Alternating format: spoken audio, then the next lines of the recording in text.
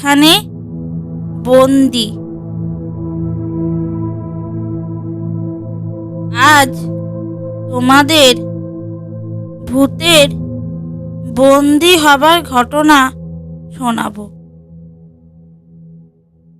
ভূত যেখানে বন্দি। ভূত যেখানে বন্দি সেখানে শুধু ভূত আর ভূত। বলতে গেলে ভূতের কারখানা। না না, এটা কোনো ভূতের কাজ নয়, এটা মানুষেরই কাজ। সেই মানুষটির নাম হলো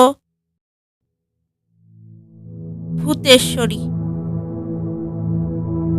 তাহলে বুঝতেই পারছো কিরকম ভূত ধরার মাস্টার। ভূতকে শুধু সে ধরেই না, ভূতকে বন্দিও করে রাখে। তার মাথায় শুধু ভূতের চিন্তা চলে সেই ছোট্টবেলা থেকে। তার ভূতের নেশা। এইভাবে ভূত ধরতে ধরতে একদিন তার সঙ্গে এমন একটি ঘটনা ঘটল যে তার ভূত ধরা চিরকালের মতো বন্ধ হয়ে গেল। কি ঘটেছিল বলছি। সেদিন ছিল অমাবস্যা, তার উপর আবার শনিবার।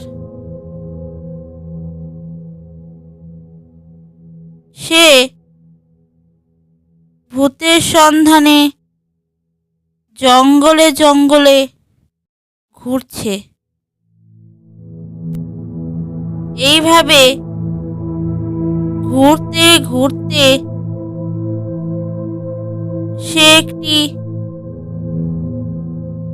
পিশাচকে ধরল।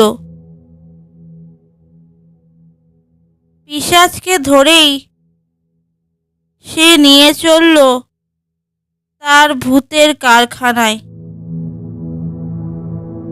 নিয়েও এলো, কিন্তু পিশাচ ছিল খুবই শক্তিশালী এবং বুদ্ধিমান।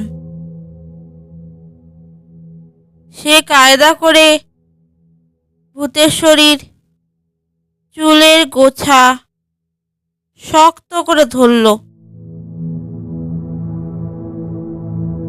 তার ফলে ভূতেশ্বরীর হাত থেকে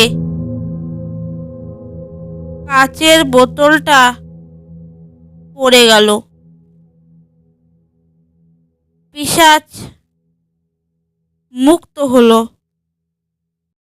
মুক্ত হয়েও সে সবাইকে মুক্ত করল। তারপর সবাই মিলে ঝাঁপিয়ে পড়ল ভূত মাস্টারের ওপর। তারপর কি হয়েছিল সেটা না আর নাই বা বললাম। তোমরা আন্দাজ করে নিও, কিন্তু এতটুকু বলতে পারি, এরপর ভূতেশ্বরী আর কোনো দিন তেনাদের বিরক্ত করেনি।